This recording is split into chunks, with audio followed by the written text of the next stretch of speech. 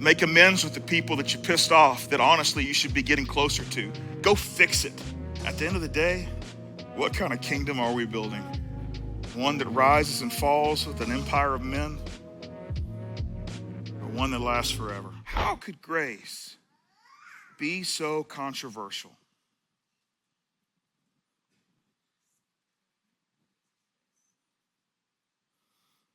God's calling to a fractured world will always be controversial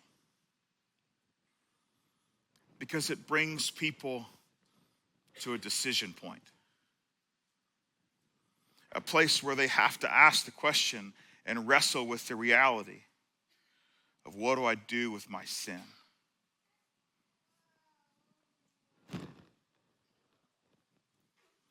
You know, this past week has been a pretty difficult one for our country, and I would imagine for your heart and your social media feeds, maybe even some of your relationships that are in your life. Maybe there's been some heated conversations over dinner, or maybe you've just kept it safe and just scream at each other through Facebook posts.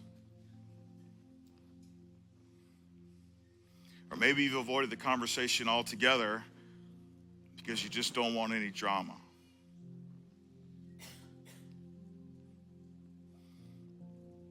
Well, I got sent a video a couple days ago. I guess it's maybe Friday. It said there was a guy talking to church people.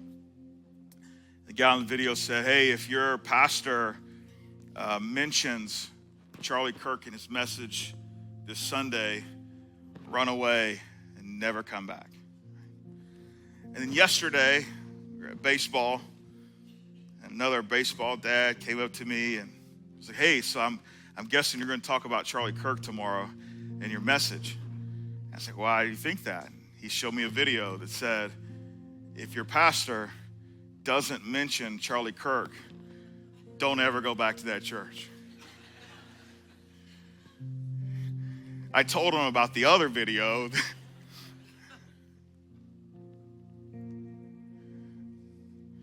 The thing is,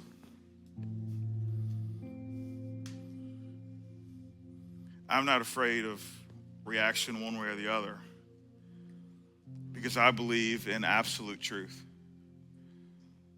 And at the end of the day, each one of us are on the hook for obedience. God's got to take care of the results. So I'll share a little bit with you. I love debates. I love to debate. I haven't missed watching a presidential debate in it's got to be 30 years. I mean, I started watching them when I was a kid. Every one of them. I used to use one-liners out of the debates, and all my friends were just like, what is that from? It's like, the debate. You watch those? I was like, yes. I take notes. Naturally, I've been drawn to this debate culture online. I like to watch them go back and forth. Charlie had gotten pretty good at debating with people. There's another guy that he debated a few times named Patrick. Takes the opposite side of Charlie. Patrick's pretty good too.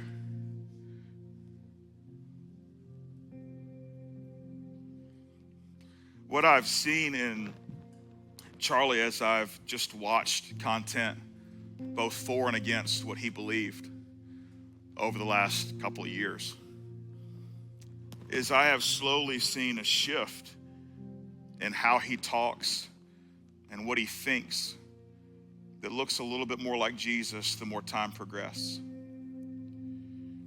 But it wasn't there.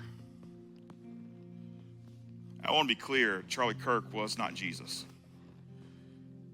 But I do believe that he was trying to figure it out. And I do believe that that journey takes time. I would be very interested to see what he would have looked like 20 years from now.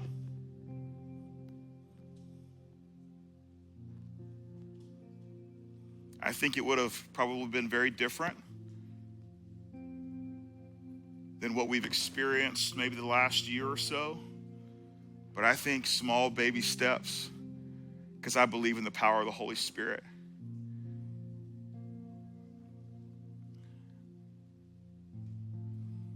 What I also know to be true is that we can't execute people we disagree with. When we have disagreements, we have two choices.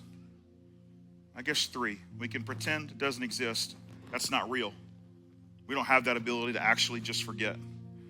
So really we have two choices. We can create some hate, and you'll know it's hate because hate creates distance. Or we can create some hope, because hope draws you closer. Even if you have hope for someone who disagrees with you, it causes you to go closer to them. Maybe your motive is, I would like to change their mind. That's fine. But even still, could we get closer? Could we engage a little better? Could we have a more thoughtful conversation? Could we maybe take it from just the exchange of information into maybe we can have a relationship?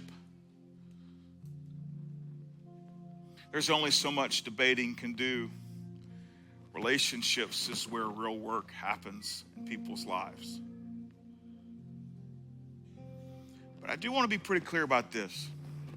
I don't know Charlie. I never met him. Never had an opportunity to meet him. But as I've seen him start a spiritual journey and continue on a spiritual journey and ask questions and try to find answers and sometimes stumble through them, honestly, with bad answers. But as I've seen him kind of just take an approach of spiritual curiosity, I feel pretty confident in saying this. That if Charlie were given an opportunity to speak to our country, he would tell us,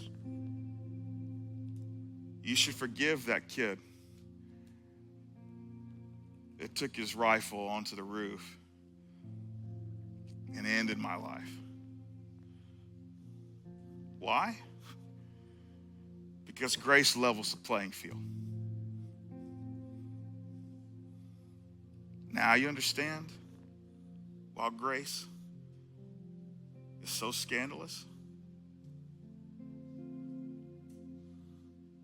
Yeah, when Jesus hung on the cross,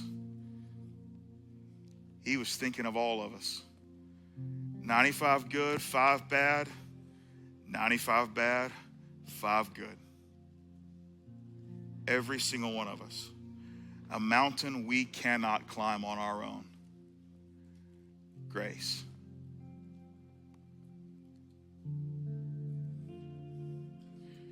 So our question today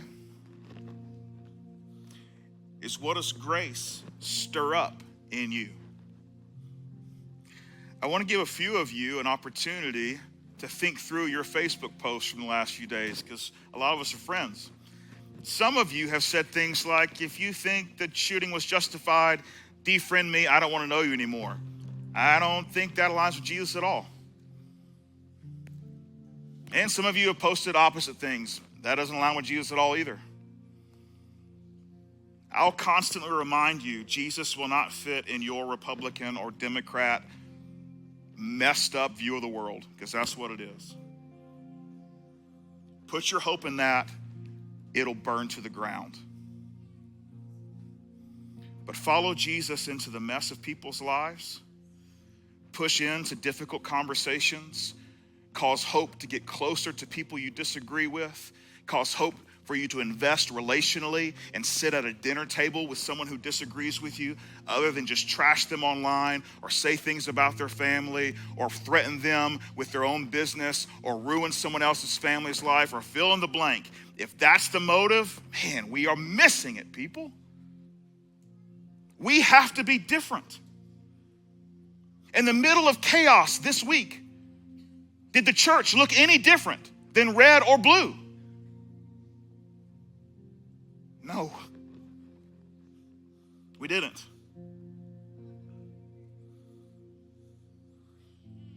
But grace says we get to start over this afternoon. See how scandalous grace is? So go make your changes. Issue your apologies. Own up and say, I did it wrong the last 72 hours. Make amends with the people that you pissed off that honestly you should be getting closer to. Go fix it. At the end of the day,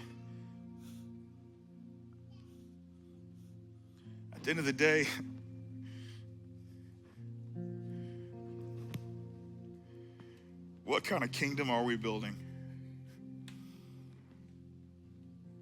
One that rises and falls with an empire of men, or one that lasts forever?